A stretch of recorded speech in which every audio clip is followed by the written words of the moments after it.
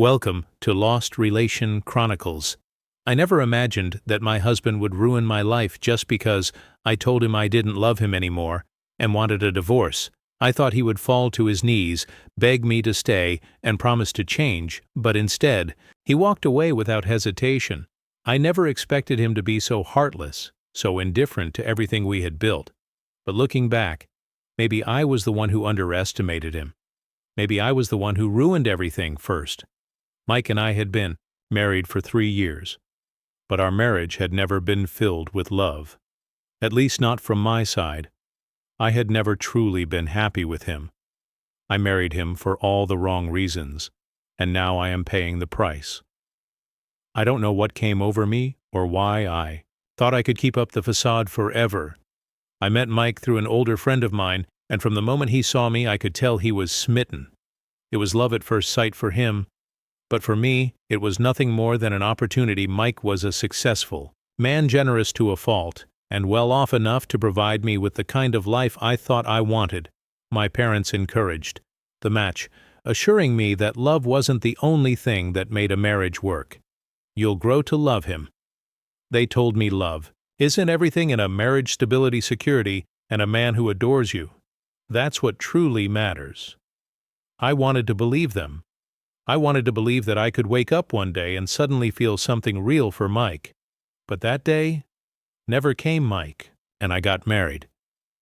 Just 4 months after we started dating, it all happened so fast, and before I knew it, I was standing at the altar, looking at a man who adored me while I felt nothing but uncertainty. He wasn't my type. He was short, bald-headed, and far from the kind of man who could make my heart race. But he was kind. He was generous. He promised to take care of me. And he did. After we got married, I quickly realized that my parents had lied to me. Love was essential. Every day felt like a chore, and every moment spent with Mike only reminded me of what was missing. He tried. God, did he try? He showered me with gifts, made sure I never lacked anything, and planned weekly dinner dates to keep the romance alive, but none of it moved me. If anything, it made me resent him even more. Kelly, I made reservations for us tonight. Mike would say every Friday morning, his eyes lighting up like a man excited to spend time with his wife again. I would sigh, barely hiding my irritation. Mike, do we really have to go out? I'm tired. I thought you liked our Friday dates, he said softly, his face falling just a little. I just want us to spend time together. I would force a smile and nod, but inside I dreaded every moment of it. I hated being seen with Mike. In public, I hated the way people looked at us, as if they were trying to figure out how a man like him had ended up with a woman like me. I felt embarrassed, ashamed even, but I could never tell him that, no matter how much he tried, no matter how much effort he put into making me happy. I couldn't bring myself to love him. And the more he tried, the more I pulled away. I felt trapped, suffocated in a marriage that felt more like a prison than a partnership. And in my loneliness, I made the worst mistake of my life. I started having an affair with Andrew, and Andrew was the complete opposite of Mike in every possible way. Where Mike was short and plain, Andrew was tall and effortlessly attractive. Where Mike was responsible and reserved, Andrew was wild, spontaneous, and full of passion. From the moment I met Andrew, I knew he was the kind of man I had always dreamed of. He had this irresistible charm, a way of looking at me that made me feel alive, seen, desired. It was love at first sight, something I had never felt with Mike. There was just one problem. Andrew had nothing, no job, no real ambition, and certainly not the kind of money that could sustain the lifestyle I had grown accustomed to. But I didn't care. He made me happy in a way that Mike never could when I was with Andrew. The rest of the world faded away. I found myself laughing more, smiling more, glowing in a way that even my friends noticed. You look different these days, one of my friends had remarked over coffee. Like lighter, I just smiled thinking of Andrew and the way he made me feel.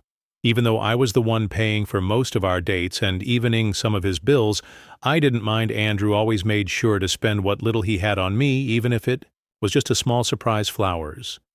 He picked a cheap bottle of wine, or a night where he cooked for me in his tiny apartment. "Leave him," Andrew would whisper against my skin after we spent hours. "Tangled together, you know you don't love him, you deserve to be happy, babe." With me at first I dismissed the idea as impossible, but the more I thought about it, the more it made sense. Life was too short to be trapped in a marriage with a man I didn't love, so I started planning my escape. I knew that if Mike ever found out about Andrew, he would never forgive me. He wasn't the kind of man to cause a scene, but I knew deep down that his quiet nature masked something much colder. I began saving money in Andrew's account little by little, ensuring that, when the time came, I wouldn't be leaving empty-handed. I became more discreet, more careful. Mike was always busy with work anyway.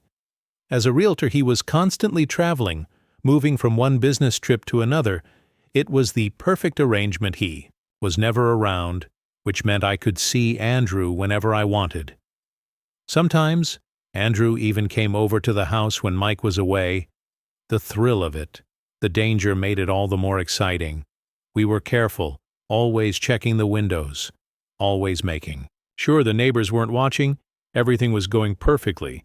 Until that night, it was late past midnight, and Andrew and I were curled up on the couch, a half-empty bottle of wine sitting on the coffee table we had spent the evening together, laughing, kissing, pretending that this was our home, our life.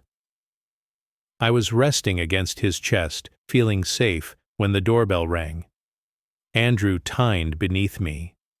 I frowned, my heart immediately pounding. No one ever came by. This late, I sat up, exchanging a nervous glance with him before standing. "Who is that?" Andrew whispered. "I don't know," I muttered, my stomach twisting. I walked toward the door, my hands clammy as I reached for the peephole, and then my breath caught in my throat. Mike was standing. Outside, I froze for a few seconds, my mind struggling to process what I was seeing. Mike was standing outside, his expression unreadable, his posture tense. For a brief moment, I thought I was dreaming. Maybe the wine had made me drowsy. Maybe I had imagined it. But then he moved before I could react. He shoved past me, his strength catching me off guard as I stumbled to the side. "Where is he?" Mike's voice was sharp, his eyes scanning the house like a predator. I opened my mouth, but nothing came out. My heart was pounding so hard I could barely think. Before I could gather my thoughts, Mike was already charging up the stairs, taking them two at a time. It was at that moment that it truly sank in. This was real. Andrew, panic surged through me. But I forced myself to stay calm. Andrew and I had prepared for this. We had joked about it so many times, making light of the worst-case scenario. And yet now that it was happening, it was no longer a game. While Mike stormed up to our bedroom, Andrew wasted no time. He darted from the kitchen. The moment I saw him in the living room, I did exactly what we had planned. I stepped aside and opened the door wide without hesitation. Andrew slipped past me and disappeared into the night. I turned back, toward the stairs. Just as Mike reached our bedroom, my heart pounded as I listened to him moving around, yanking open closet doors, checking under the bed. I imagined the frustration building inside him, the anger simmering just beneath the surface. Moments later, he emerged, his face twisted with confusion. "Who the hell was here?" he demanded, his eyes burning into mine. I blinked at him, fighting innocence.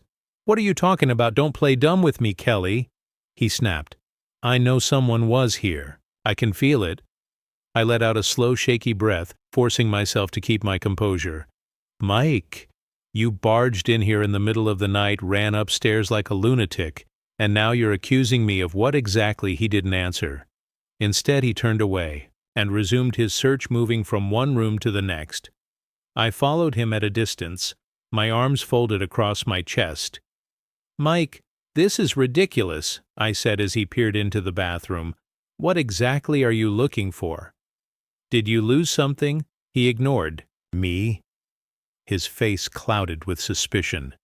He checked the kitchen, last opening the pantry, then the cabinets, as if expecting to find someone crouched inside.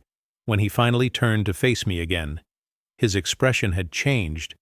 He looked uncertain, conflicted. "You don't trust me," I whispered, my voice breaking. Mike flinched. "Kelly." I didn't let him finish instead. I let the tears spill over, shaking my head as if I were devastated. "You really think I would do that to you?" I choked out. "You think so little of me?" "My own husband, Kelly. I didn't, you did." I snapped. "Stepping closer, you came in here, searched through our home, like I was some criminal. Like I was guilty of something. Do you have any idea how humiliating that is?" Mike looked away, his jaw clenched. He was battling with himself, trying to decide whether to trust his instincts or believe the performance I was giving him. "You're insecure." I continued, my voice thick with emotion, "and you're trying to project it onto me." His shoulders slumped. "I'm sorry," he muttered after a long pause.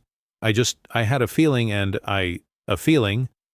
I laughed bitterly, wiping at my tears. "Wow, Mike, that's really great. You had a feeling, so you decided to tear our house apart in the middle of the night. That's what our marriage has come to." Mike exhaled heavily, rubbing his forehead. "I'm sorry." "Okay, I shouldn't have just go to bed, Mike," I said quietly. "I can't even look at you right now." I turned away, walking toward the bedroom, without another word. I knew Mike well enough to know that he didn't believe me entirely. He wasn't a fool, but he also wasn't confrontational. He would push his doubt aside for now, choosing to believe my tears over his instincts.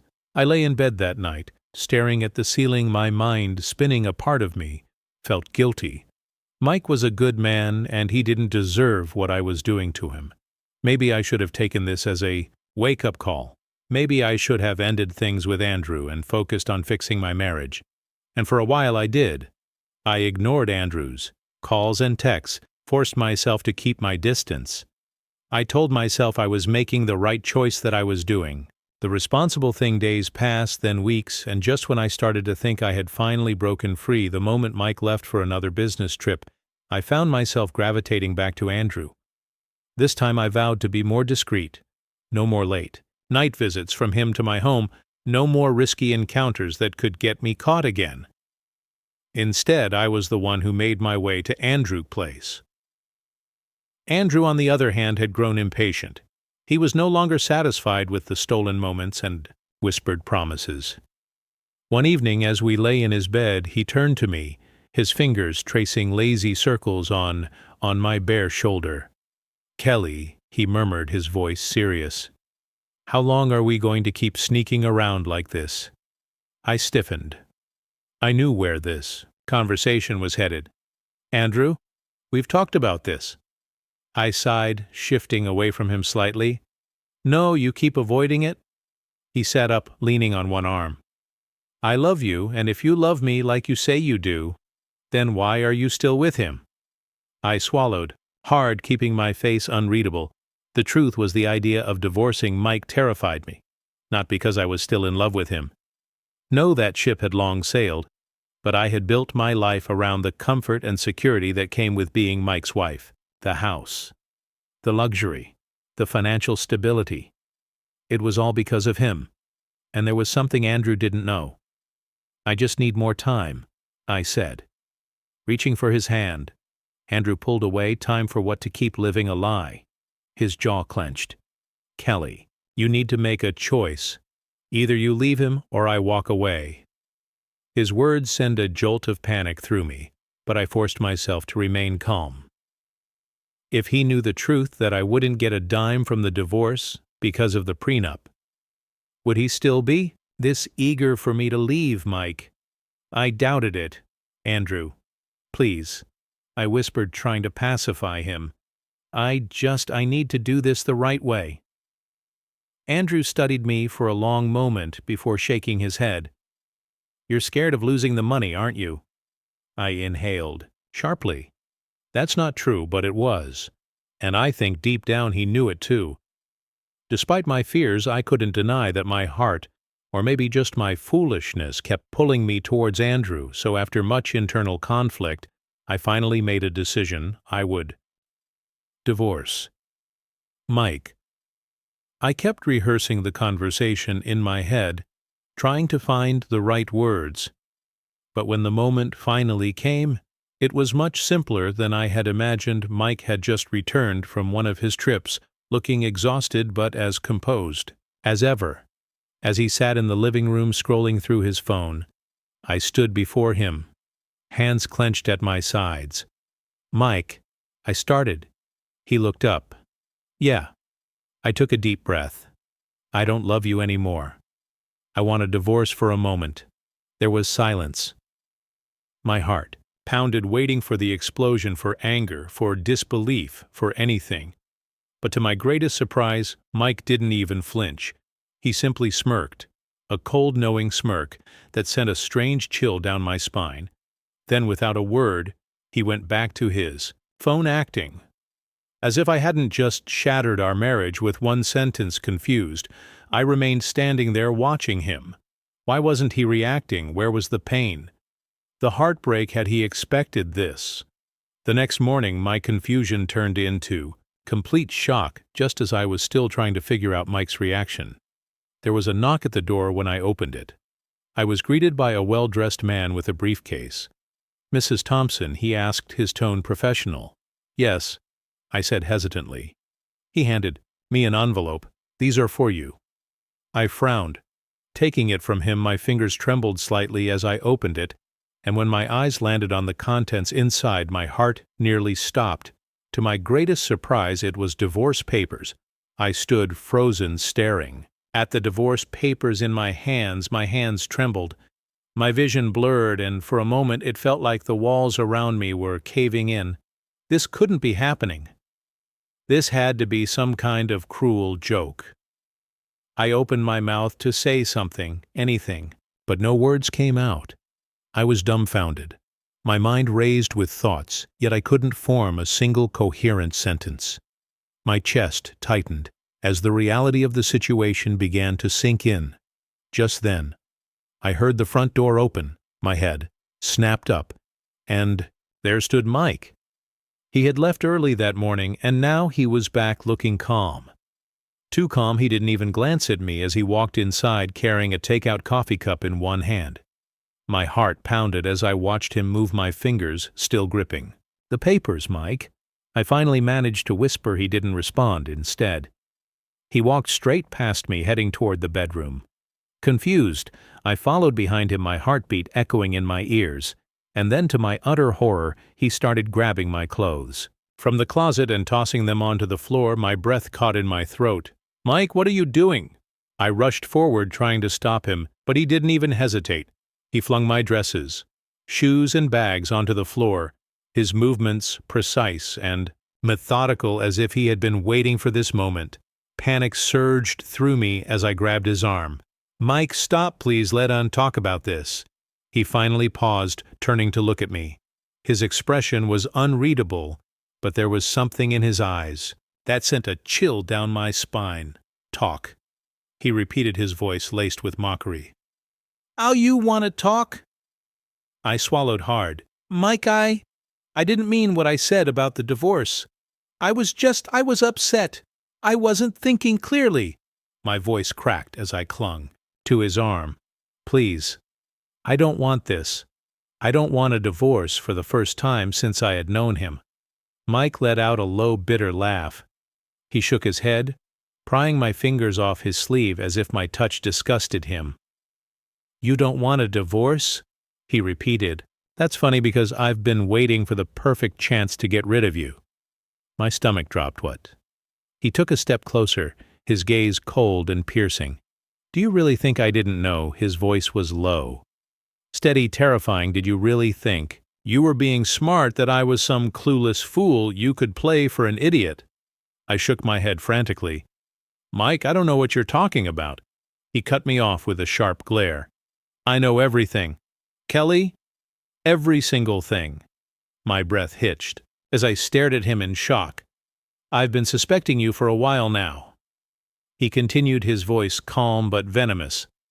"I just needed proof, and thanks to some very helpful people, I got exactly what I needed." I felt my knees weaken. "Mike, please just listen to me." "Shut up." His words were like a slap to the face. Do you remember that day I came home unannounced? I froze. He smirked. I didn't just randomly decide to come home early that day.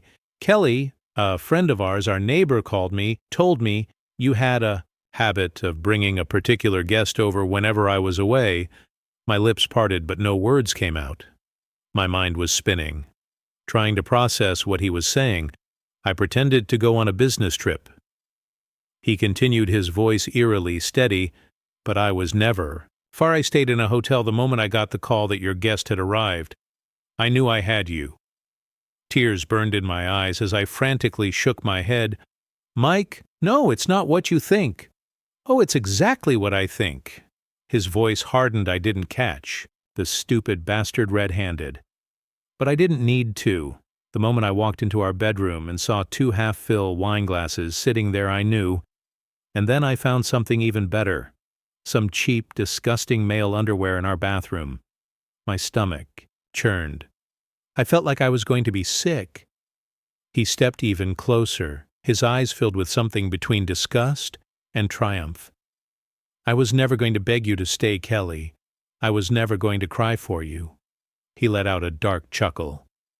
You thought I would be the one devastated, the one on my knees begging you not to leave me. I opened my mouth, but no sound came out. His smirk widened. I've been planning this for a long time. I gripped the pin tightly, my hands shaking as I stared down at the divorce. Papers in front of me. My mind screamed at me not to do it, to fight, to beg, to do anything but sign them. But then I looked up at Mike standing across from me, with his arms crossed, his face carved in stone, his lips curled into a smirk. But there was no amusement in his eyes, only cold satisfaction. You don't have a choice. Kelly, he said, his voice low and dangerous either. You sign those papers or I'll make sure everyone sees exactly what kind of woman you are. My stomach clenched. I knew what. He meant the videos. The secret footage he had of me and Andrew taken without my knowledge. The mere thought of those videos being exposed sent a wave of nausea through me. I swallowed hard, my pride screaming at me to resist. But my fear was stronger. With a deep, shuddering breath, I forced my trembling fingers to move and sign my name on the dotted line. The moment the ink dried, something inside me cracked. Mike let out a slow, satisfied exhale. He picked up the papers, glancing at my signature, and then met my gaze with a look that sent ice through my veins. Good girl, he said mockingly, tucking the papers away. Then his smirk faded and his voice dropped to a whisper. But don't think this is over. You might be out of my house, but I'm going to make sure your life is a living. Hell, you have no idea what's coming for you. I clenched my fists, my nails digging into my palms, but I refused to give him the satisfaction of seeing me break without another word. I picked up my bag, straightened my back, and walked out of the home. That was no longer mine. The cab ride to my parents' house felt like an eternity. My mind was a chaotic mess, replaying everything that had just happened. I barely noticed the familiar streets passing by, barely heard the radio playing softly in the background. All I could think about was the fact that my marriage, my shame of a marriage, was officially over. When I finally arrived at my parents' house, I stood outside the door for a long moment, trying to gather myself. I hadn't told them I was coming. I had no idea how they would react, but I had nowhere else to go. Taking a deep breath, I knocked. It took only a few seconds for the door to swing open, revealing my mother's shocked face. Kelly! She gasped, her eyes widening as she took in my disheveled appearance and the suitcase in my hand. What are you doing here? I opened my mouth to respond, but before I could say a word, my father appeared behind her.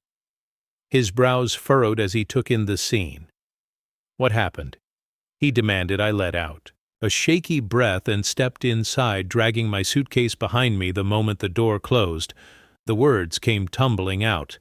I told them everything, how Mike had found out, how he had humiliated me, how he had been planning to divorce me all along. He told them about the threats, the blackmail, the sheer coldness in his voice when he promised to ruin my life. By the time I finished speaking, The room was thick with silence. My parents just stared at me. Their faces a mixture of shock, disappointment, and something even worse, disgust. I swallowed hard, shifting uncomfortably under their judgmental gazes. Finally, my mother let out a slow, shaky breath. "Kelly, how could you?" She whispered. The shame I had been trying to suppress rose in my chest, like, I don't know," I murmured, my voice barely above a whisper. "You don't know." My father's voice was sharp, cutting through the air like a knife. "You humiliated your husband. You embarrassed this family, and you have the audacity to say you don't know." I clenched my fists, feeling my face heat up. "Dad, please, I know I made a mistake." "But a mistake?" He let out a bitter laugh. "Kelly, this isn't some small mistake. This is a disgrace. Do you have any idea what you've done to your reputation, to ours?" My mother shook her head, covering her face with her hands. "What will people say?" she whispered. "What will our friends think?" I bit my lip, my stomach twisting with anger and frustration. They weren't upset that I was hurting. They weren't worried about what I had just been through. No, they only cared about how it made them look. "I can't believe this," my father muttered. "You are an embarrassment, Kelly." The words stung more than I wanted to admit. But then, before I could even process the weight of his disappointment, he dropped another bombshell. "You need to go back to Mike and beg for his forgiveness." I snapped my head up, my heart pounding. What my mother nodded quickly, wiping her eyes. "Yes. You need to fix this, Kelly. You need to make things right? Make things right?" I repeated, my voice rising in disbelief. "Are you serious? Mike hates me. He wants to ruin me. There's nothing to fix." "Then make him change his mind," my father snapped. "Do whatever it takes. Plead if you have to. But you will go back to your husband." I took a step back, my breath coming in short, angry bursts. "No," I said firmly. "I'm not going back." "Yes, you are," he shot back. "You think you can just walk out of a marriage like this? Do you think we raised you to be disgrace?" A surge of rage exploded in my chest. I had spent years bending to their will, doing what they wanted, sacrificing my own happiness for their approval. But not anymore. I straightened my back and lifted my chin. I never even loved Mike. I spat. "And maybe divorcing him is the best thing that ever happened to me." My father's face turned red with fury. "You ungrateful little," before I could react. His hand flew across my face. The sharp sting of the slap sent my head whipping to the side. I touched my cheek, my breath shaky as I looked up at him in shock. "Don't you ever say something so foolish again?" he growled. "You think you can leave your husband for some low-life who can't even feed himself? Do you think we'll allow that?" I blinked back, tears, rage bubbling up inside me. "You never cared about my happiness. I hissed. You only cared about what you could gain from this marriage. You forced me into it for your own selfish reasons." "Enough," my mother cried. "You will pack your bags and we will take you back to Mike." I let out a bitter laugh, shaking my head. "No, I'm not going back." "Kelly, no," I shouted, my voice shaking. "I'm done listening to you. I'm done doing what you want. You made me marry a man I didn't love, and look where it got me. I won't let you control me anymore." Their faces twisted with anger and disbelief, but I didn't care. I grabbed my bag, turned on my heel, and stormed toward the door. "I'm not going back," I said one last time. Then, without looking back, I walked out on them the following day. I was sitting in the living room of my parents' house, still reeling from the heated argument we had the night before. My mother had refused to speak to me since then, and my father only cast me disappointed glances. The silence in the house was suffocating. I was just about to go into my room when we heard a knock at the door. My heart skipped a beat when I saw who it was. Mike. For a fleeting moment I thought he had come to beg me to return to him, that maybe he had realized he couldn't live without me. Perhaps this was his way of making amends, of undoing all the pain he had caused. But the cold, hard look on his face made my stomach churn. Something was wrong. Behind him stood stood two uniformed security men. "What are you doing here, Mike?" I asked. Trying to keep my voice steady, he let out a short, bitter laugh. "I think. The better question is, what are you all still doing in my house?" My father frowned, stepping forward. "Your house? What nonsense are you talking about?" Mike crossed his arms. "Oh, did you forget so soon? I bought this house with my money before getting married to your daughter. I allowed you to live here because I thought you were my family, and that family is dead now. And as far as I recall, I never transferred ownership, which means this house still belongs to me." My mother gasped. "Mike, you wouldn't—" "I would." His voice was cold and final. "You have 10 minutes to get out." A wave of panic crashed over me. "Mike, please don't do this." My mother rushed to his feet, grabbing his trousers in a desperate plea. "Please, son, we have nowhere else to go. We gave you our daughter, our blessing. Please don't throw us out like this." My father, a proud man who had never begged for anything in his life, sank to his knees beside my mother. "Mike, I know my daughter has wronged you, but have mercy on us. We are old, we have nowhere to go. If not for us, at least for your children." Mike scoffed. "Children? I don't have any children with that woman," he spat, pointing at me. "And even if I did you think I would let her raise them?" I felt my heart shatter at his words. "Mike, you don't have to do this. You want revenge.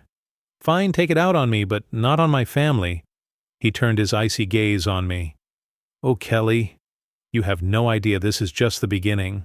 Before we could process his words, the security men started throwing out our belongings, chairs, tables, dishes. Everything we owned was tossed out onto the street like garbage. My mother let out a wail of despair, clutching onto a framed picture of our family as it was thrown onto the pile. "Mike, please," I sobbed, grabbing onto his arm, but he yanked himself free. "Beg all you want," he said, adjusting his cuffs. "My mind is made up." I turned to my siblings who were standing frozen, their faces pale. With shock, my younger brother rushed forward, trying to stop one of the security men from dragging out our television, but a firm shove sent him stumbling back. The reality of the situation hit me like a punch to the gut. Mike had planned this from the very beginning. He had made sure the house remained in his name. That's why he had never handed over the receipts, never allowed my father to make any changes he had been waiting for. This moment, he had won with no other choice. My parents and I gathered what little we could carry. My mother clutched onto my arm, sobbing uncontrollably. My father walked ahead, silent, his face void of any emotion. I stole one last glance at Mike, hoping, praying that he would change his mind at the last moment. But he only stood there watching us with a cruel smile. With heavy hearts, we turned away and headed to our old house, moving back into my parents'. Old house felt like a slap in the face. I watched my mother sigh heavily as she sat on the worn-out couch, wiping the tears that never seemed to stop flowing. My father remained quiet, staring at the ceiling, lost in thought.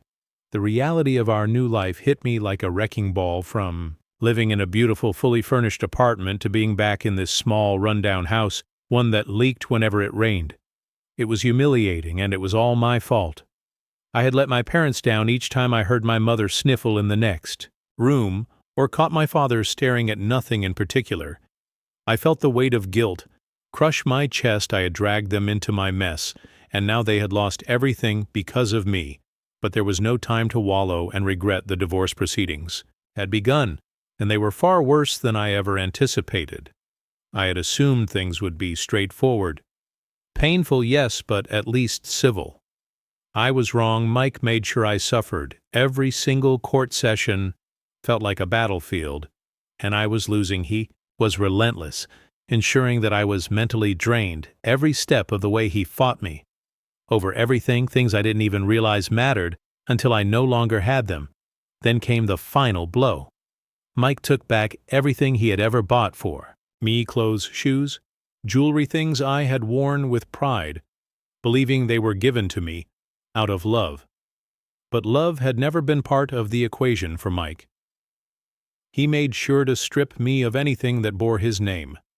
even my engagement and wedding rings. I had been counting on those I had planned to sell them to at least have some money to start over.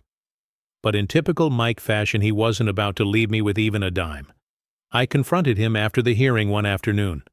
"Mike, why are you doing this? You've taken everything. I just want to sell the rings and get some money to start fresh." He smirked, crossing his arms. "You think I'd let you profit off me after everything? Those rings belong to me. Everything you own belongs to me. You gave them to me," I snapped, "and now I'm taking them back," he said coldly. Before turning on his heel and walking away that day, I realized something. Mike had never truly been the kind-hearted, generous man I thought he was. Behind the charming smile and extravagant gifts was a monster, a cruel, vindictive man who thrived on power and control. As if that wasn't enough, I soon discovered he had also emptied our joint savings account. Every last cent was gone. I sat on my bed that night staring at the bank statement on my phone, my hands trembling. The little I had been counting on to rebuild my life was gone. Just like that. I felt hollow. I had lost everything. My home, my dignity, my savings. Mike had made sure of that. But even after the divorce was finalized, his cruelty didn't end there. A few days later, I woke up to dozens of missed calls and unread messages. Confused, I opened one and felt my blood turn to ice. Mike had leaked my unclad pictures online. I dropped my phone as nausea rolled through me. My hands trembled as I clutched my chest, trying to breathe. How could someone be this wicked? Shame swallowed me whole. I couldn't leave the house for days. Every time I closed my eyes, I saw the mocking messages, the cruel laughter, the judgment in people's eyes. I thought the nightmare was finally over after months of torment. But Mike had made sure his presence would haunt me long after he was gone. 3 months passed before I could even think about moving on, and when I finally found the strength to pick myself up, I knew exactly where I wanted to go.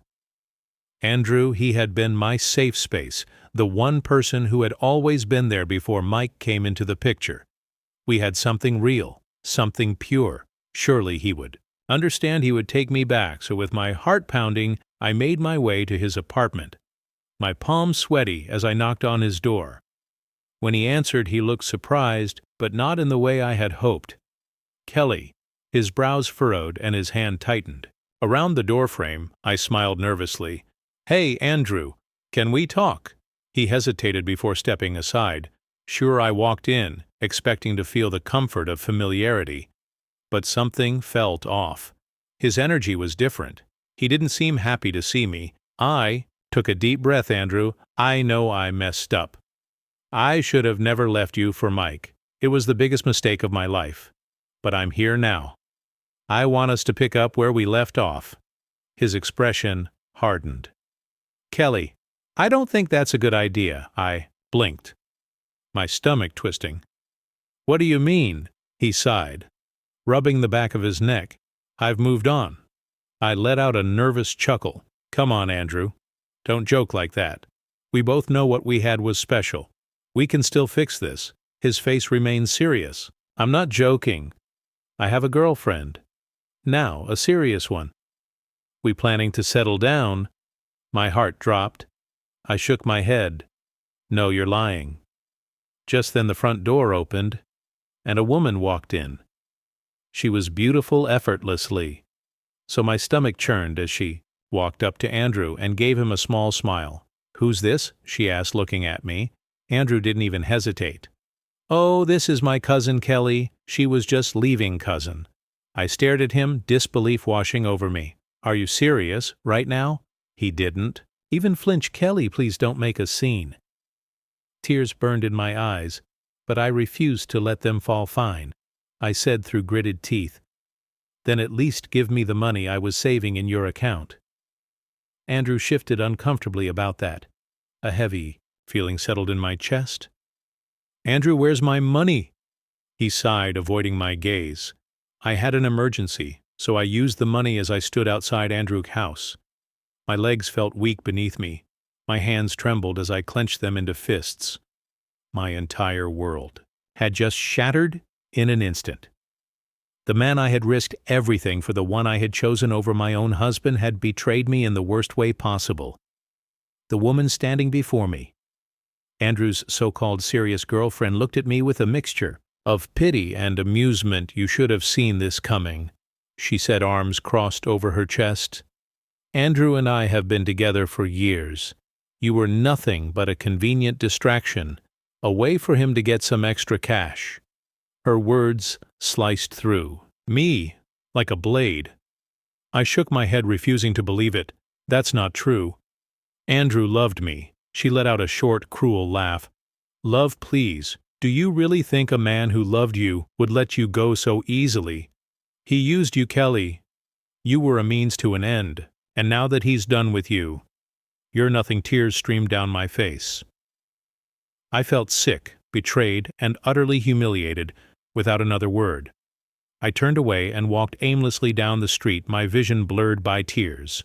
I had lost everything: my marriage, my savings, my dignity. I had nothing left by the time I reached my parents' house. My body was drained of energy. I collapsed onto my bed and stared at the ceiling, my mind racing. I had made the worst mistake of my life. I had thrown away my marriage for an illusion, for a man who had only seen me as a source of money. I thought back to Mike, the man I had once called my husband. He wasn't perfect, but he had been loyal, and I had crushed him. A deep wave of regret settled in my chest. If I could turn back time, I would do everything differently. I would have been a better wife. I would have appreciated what I had. Instead of chasing a fantasy, I had wronged Mike in ways that were beyond forgiveness. But I had to try, even if he never took me back. I needed to apologize the next morning. I gathered my courage and made my way to Mike's house. My heart pounded with every step. But when I arrived, something was off. The house looked different. New cars in the driveway, new curtains in the windows. I frowned and knocked on the door. A woman I didn't recognize answered. She looked at me with a polite but distant expression. "Can I help you?" "I'm looking for Mike," I said hesitantly. "Does he still live here?" The woman shook her head. "Oh, I know Mike sold this house months ago with the new owners." For a moment, I couldn't breathe. He sold it." My voice cracked. "Yes," she confirmed. "I think he moved to another city, but I don't know where." I stepped back. Dazed, he was gone. Just like that. I had thought I could find him, talk to him, maybe even make things right. But now he had vanished, desperate. I tried calling his old number. It rang and rang, but he never picked up. I tried again and again. Nothing. I refused to give up if I couldn't reach Mike directly. I would go to the one place where I knew he still had ties, his parents' house. If anyone could help me find him, it was them, and maybe they could help me plead for his forgiveness. I arrived at Mike's parents' house. In the afternoon, my heart was pounding so hard I thought it might explode. I knocked on the door, and after a few moments it opened. Mike's mother stood there, her expression turning cold the moment she saw me. She didn't say a word, just looked me up and down, as if I were something unpleasant that had landed on her doorstep. I swallowed hard and forced a weak smile. "Mrs. Thompson." But before I could finish my sentence, she crossed her arms and narrowed her eyes. "You have some nerves showing up here," she said. "Icy." I flinched. I just wanted to talk. I need to find Mike, please." Her expression hardened even more. "Why?" "So you can ruin his life again." I opened my mouth to speak, but she cut me off before I could get a word out. "You need to leave," she snapped. Now I stood there stunned as she glared at me. My stomach twisted into knots. I had expected anger, maybe even resentment. But nothing could have prepared me for the absolute disgust in her eyes. I tried one last time, my voice trembling. "Please, Mrs. Thompson, I just want to apologize. I need to," she scoffed. "Apologize after everything you did to my son? You think you can waltz back into his life like nothing happened?"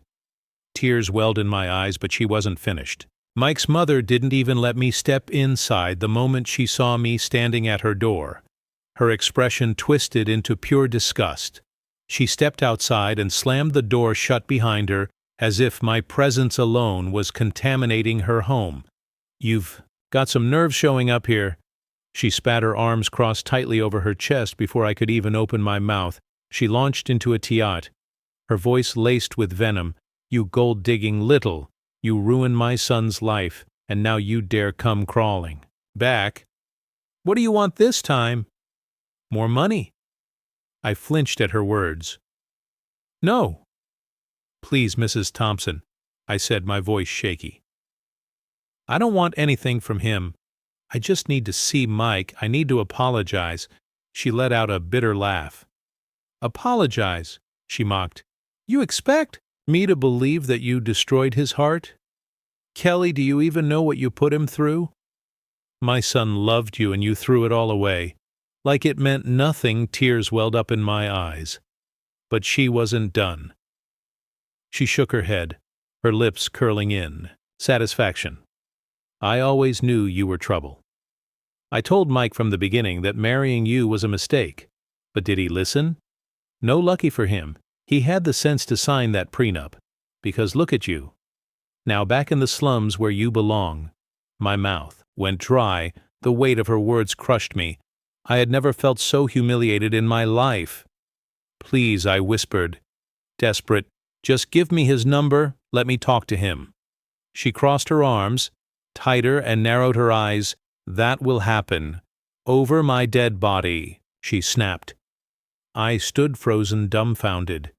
The hostility radiating from her was overwhelming, and it was clear she had no intention of hearing me out. I had hoped foolishly that she would at least take pity on me, but all I saw in her eyes was satisfaction. She was happy to see me like this, broken and desperate, seeing that there was no way to get through to her. I swallowed my pride and turned away, hurrying down the steps before things could escalate further. I could feel her glare burning into my back as I walked away, but I didn't dare look back. Despite the humiliation, I wasn't giving up. I had come too far to turn back now. If Mike's mother wouldn't help me, I had to find another way. The next day I reached out to one of Mike's childhood friends, James. I knew that if anyone still had a connection to him, it would be James, meeting him at a small cafe. I sat across from him, my hands gripping my coffee cup as I pleaded with him. "Please, James," I begged. "I just need to talk to Mike. I swear. I won't cause any trouble. I just need to apologize." James sighed and leaned back in his chair, rubbing his temples. "Kelly, you really shouldn't be doing this," he muttered. "Mike has moved on, hewn in a better place now." His words stung, but I refused to give up.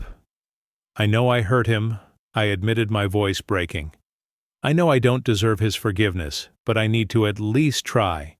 I need to tell him I'm sorry if he never wants to see me again after that. I'll accept it. But please, James, give me a chance to make things right." He stared at me for a long moment. I could see the hesitation in his eyes, the struggle between loyalty to his friend and sympathy for me. Finally, he let out a deep breath and pulled out his phone. "I shouldn't be doing this," he muttered under his breath before scribbling something onto a napkin.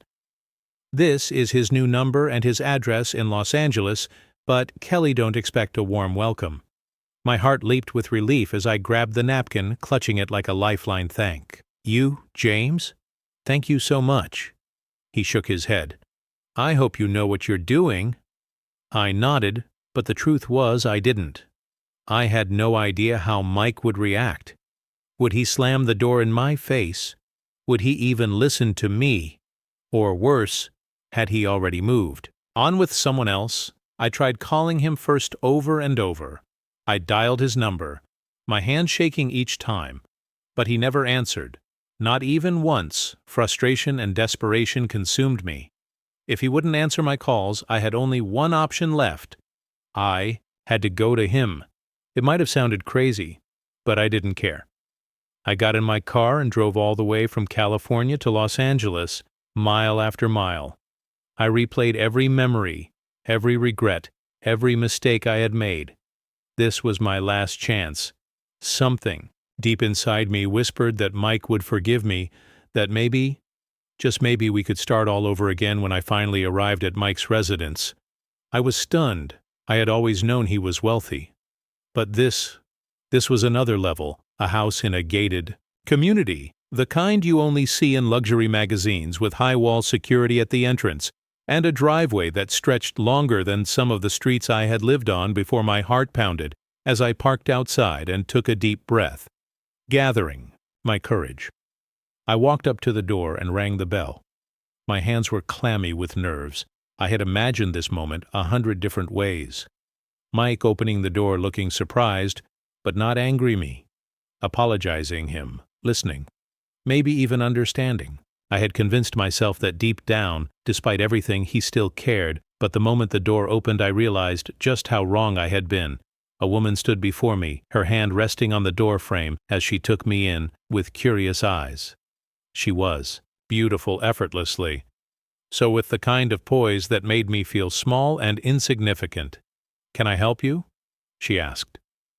Tilting her head slightly, I swallowed hard. I'm looking for Mike. Is he home?" She frowned. "And you are the question," made my stomach drop. She didn't even know who I was. "I'm Kelly," I said hesitantly. "Mikey's?" I stopped myself. What was I to him now? His past, a mistake, a distant memory. I just need to talk to him. A flicker of recognition crossed her face, followed by something else, pity. "I'm his girlfriend," she said.